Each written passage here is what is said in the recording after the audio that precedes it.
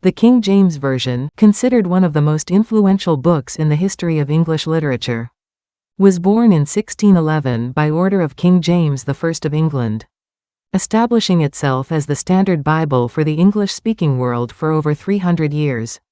The backdrop to this monumental work was the accession of James I, who had travelled from Scotland to become the King of England, after the death of Queen Elizabeth I, alongside the extreme conflict between the Anglican Church and the Puritans at the time. In 1604, to promote harmony between these two factions, the Hampton Court Conference was convened, where Puritan leader John Reynolds proposed a new translation of the Bible. King James I immediately accepted this, and the massive project began. King James I's strong push for this translation was based on political calculation as much as religious conviction. The Geneva Bible, the most popular version among the public at the time, contained marginal notes that denied royal authority and justified resistance, making it an eyesore for the king.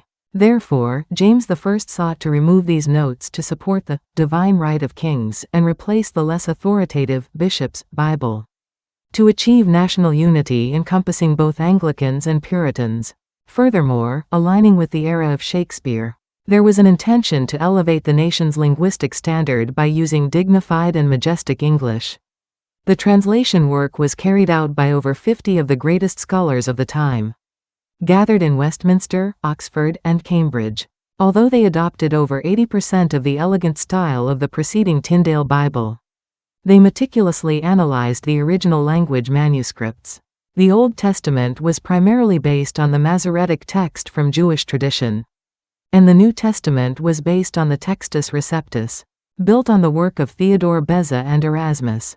Notably, the New Testament relied on 12th-century Byzantine-type manuscripts rather than the older ones discovered later, a point that remains a major topic of debate in modern biblical scholarship. Having gone through this rigorous process, the completed KJV not only achieved academic precision through thorough peer review, but also boasted outstanding rhythm and cadence, having been translated with public reading in mind. To convey the authority of God's word, the translators deliberately used forms like thou and thee, which were already archaic, even by the standards of the early 17th century, lending the text a majestic style. Ultimately, thanks to this thorough system of collective intelligence, the King James Bible has maintained its reputation as the most accurate and beautiful English Bible for over 400 years.